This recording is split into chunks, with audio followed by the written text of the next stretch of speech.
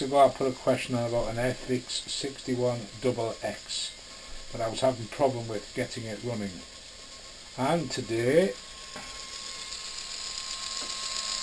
it's fixed. I must admit, I didn't look at it for a couple of weeks. There was a couple of guys offering me some suggestions. Check your chassis wasn't cracked was one of them, which I did, and it wasn't.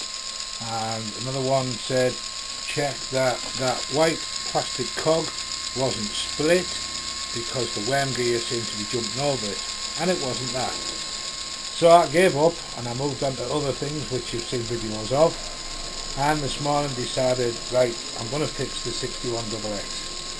So I come in, I took it all apart, started all over again, and what I found really was stupidity on my behalf.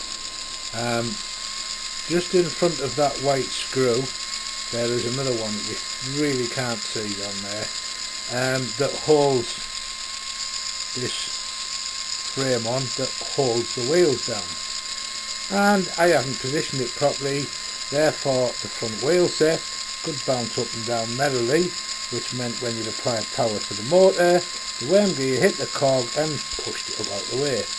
So it was a stupid fix after all.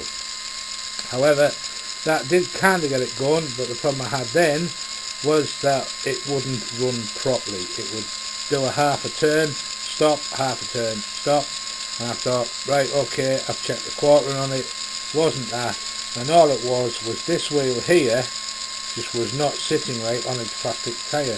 It was somewhat bent. I've managed to take it off, straighten it all up, put the power back, albeit at the moment direct to the motor, but there you go, she's running. Been running for half an hour in one direction and is now on its other cycle running the other way, and I cannot tell you how pleased I am to get this thing fixed. So in a little while I'll come back to you and I'll finally show you around my 61XX. This was the first model that I started work on. I know you've seen Magenti and you've seen the 08 that I did with the crane set, but this one here was actually the first one that I did. So I'll show you in a bit.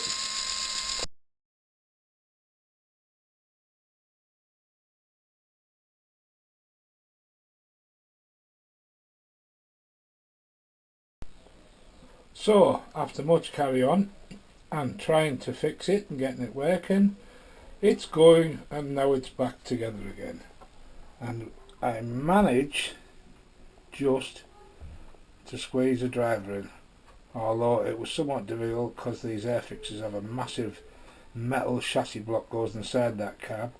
So what you're looking at is a pull block that cut off just under his belly button so that he would fit in. Anyway, as I said, this was the first one I did, and I was really pleased with when I did it at the time. All the handrails you can see were all fitted, drilled out and fitted by me.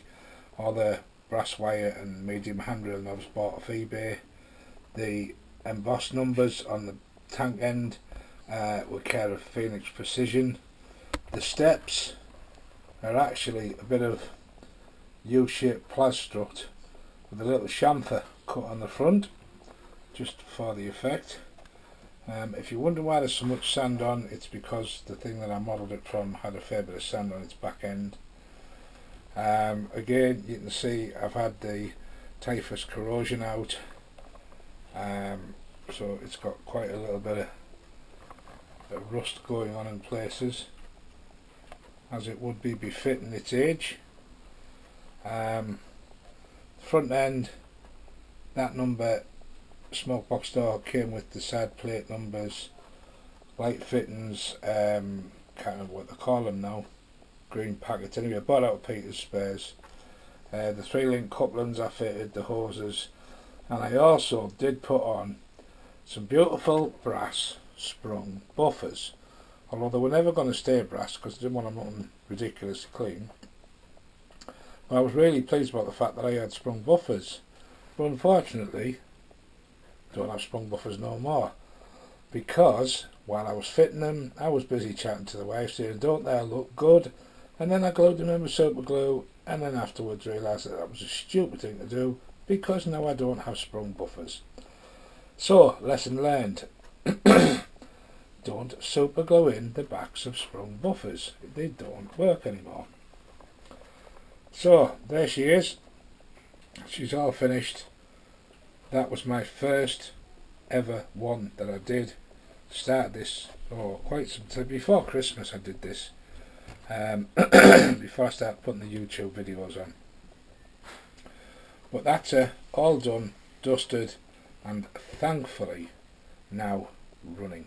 And I can't tell you how pleased I am to have this thing finally up and running, considering the state it was in, and you've seen that from the photos at the beginning. So there you go, all done, all dusted. Catch you later folks, bye.